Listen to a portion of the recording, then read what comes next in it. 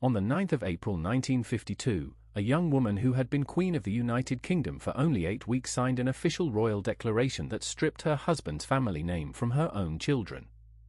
Exactly 69 years later, on the 9th of April 2021, Prince Philip passed away quietly inside Windsor Castle, just 2 months shy of his 100th birthday. For almost 7 decades, the global public was presented with the ultimate royal fairy tale, a handsome naval officer and a steadfast monarch who steered the 20th century hand in hand. Yet, behind the ancient stone ramparts of Buckingham Palace, the long corridors of Windsor, and the secluded woodlands of Sandringham, the true reality of their marriage was far more complex, intense, and emotionally turbulent than the world was ever permitted to witness. For over half a century, one royal observed this private dynamic closer than anyone else, Princess Anne. Unlike her elder brother Charles, the Princess Royal inherited Philip's razor-sharp wit, his direct temperament, and his total disdain for courtiers in bowler hats. In rare candid reflections and private family disclosures, Anne offered a perspective that completely dismantles the fairy tale mythology. She recognized that her father was not simply a consort who walked 2 paces behind the Queen, but a fiercely proud naval veteran who was forced to surrender his entire identity, his promising career, and his ancestral name to serve an unyielding British institution. To understand why the private atmosphere between Elizabeth and Philip hardened in their early years, we have to look back at the explosive Mountbatten name controversy of 1952. Born Prince Philip of Greece and Denmark, he had willingly renounced his foreign titles to marry Elizabeth, adopting his uncle Lord Mountbatten's British surname. Philip passionately believed that his children would inaugurate the House of Mountbatten. But Prime Minister Winston Churchill, the Queen Mother, and senior courtiers intervened ruthlessly, insisting that the House of Windsor must reign supreme.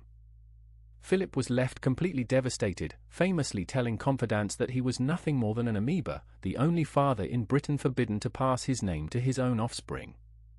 The emotional sacrifice went far deeper than a surname on a piece of parchment. In the late 1940s, Philip was a decorated naval hero and rising commander of HMS Magpie in the Mediterranean. Elizabeth was a young naval wife living in Malta, savoring the only period of ordinary marital freedom she would ever experience. When King George VI passed away suddenly in 1952, that idyllic existence evaporated in a single afternoon. At just 30 years old, Philip was ordered to resign his active naval command, exchanging genuine military authority for a life of walking behind his wife, unveiling plaques, and enduring royal protocol, a transition that bred fierce private resentment. Behind closed doors inside Buckingham Palace, the struggle for authority was intense. As Queen, Elizabeth was the supreme head of state, the head of the armed forces, and defender of the faith. In the eyes of the Constitution, her word was final law. Philip, raised with traditional naval command structures, frequently found himself marginalized by palace courtiers who regarded him as an abrasive foreign outsider. To establish his own sphere of influence, Philip took autocratic control of the royal estates, modernizing Balmoral and Sandringham with ruthless efficiency while Elizabeth managed the affairs of the realm. By 1956, the strain on their young marriage reached a boiling point. Prince Philip embarked on an unprecedented 4-month solo voyage aboard the royal yacht Britannia, traveling over 40,000 miles across the Antarctic and remote Commonwealth outposts. In London and across the international press, sensational headlines erupted claiming a major royal rift. While courtiers desperately issued denials, private letters between the Queen and Philip revealed a profound emotional struggle as they fought to navigate their conflicting roles as monarch and consort, ultimately forcing both to redefine the boundaries of their relationship. Private tempers were well known among long-serving palace staff. Far from the timid gentleman portrayed in formal portraits, Philip was notoriously blunt and never hesitated to challenge the Queen. Eyewitnesses documented numerous blazing rows, including an infamous tour in Australia where Elizabeth was seen hurling a tennis racket and shoes at Philip before recovering her composure and apologizing to royal photographers. Princess Anne later noted that her father's uncompromising honesty was actually the Queen's greatest lifeline, because in a world where everyone flattered the crown, Philip was the single person who treated her as a real human being. Their domestic disagreements frequently centered on how to raise the royal children. Philip believed firmly in resilience, physical endurance, and strict discipline, which prompted him to send young Prince Charles to Gordonstown, a Spartan boarding school in the windswept Scottish Highlands. Charles suffered profoundly under the harsh regime, feeling isolated and emotionally detached from his father. In sharp contrast, Princess Anne thrived under Philip's direct, fearless approach. This striking contrast in their children's temperaments remained a recurring point of pride and tension between Elizabeth and Philip for decades. By 1960, realizing the deep and lasting hurt caused by the surname decision, the Queen took decisive executive action. On the 8th of February 1960, she signed an order in council declaring that their direct descendants not bearing the title of prince or princess would carry the joint surname Mountbatten-Windsor. It was an extraordinary gesture of reconciliation from a reigning monarch to her husband, quietly rectifying a bitter injustice and proving that their marriage was sustained by mutual respect and enduring compromise. In 1969, Prince Philip convinced the Queen to allow BBC cameras inside their private residences for the groundbreaking Royal Family's documentary. Philip believed opening the palace doors would demystify the monarchy and show the world that they were a functioning family who barbecued sausages at Balmoral.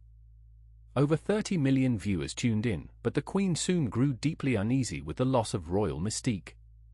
She subsequently ordered the documentary locked in the royal archives, never to be broadcast again, marking another pivotal clash between Philip's modernizing instincts and the Queen's traditional caution. 10 years later, tragedy struck the heart of their family. In August 1979, Lord Mountbatten, Philip's beloved mentor and uncle, was assassinated in Ireland. The assassination sent shockwaves through the monarchy, devastating Philip and pushing him into a period of solemn introspection. Throughout this dark chapter, the Queen provided the steady, unshakable emotional rock that held Philip and the entire family together, demonstrating the profound bond that underpinned their public partnership. At their golden wedding anniversary in 1997, Prince Philip delivered a rare, reflective speech that laid bare the core foundation of their union. He famously remarked that tolerance is the one essential ingredient of any happy marriage, adding with a smile that the Queen had the quality of tolerance in great abundance. In response, the Queen described Philip as her constant strength and stay through all their decades of service, acknowledging in public what courtiers had known for generations. Princess Anne's ultimate verdict on her parents' marriage remains the most profound summary of their union. She insisted that modern commentators who attempt to categorize the relationship as either a flawless romantic fantasy or a cold institutional arrangement completely fail to understand royal reality. It was an ironclad working partnership between two stubborn, intensely dedicated individuals who understood that the survival of the British crown required total personal sacrifice. When Prince Philip passed away in April 2021, the world watched an unforgettable and heartbreaking scene: Queen Elizabeth sitting completely alone inside St. George's Chapel due to strict pandemic distancing rules. Dressed in mourning black, with her head bowed in quiet reflection, that solitary figure captured the immense weight of a 73-year partnership that had finally reached its earthly conclusion. Just over a year later, the Queen herself was laid to rest beside him inside the King George VI Memorial Chapel at Windsor.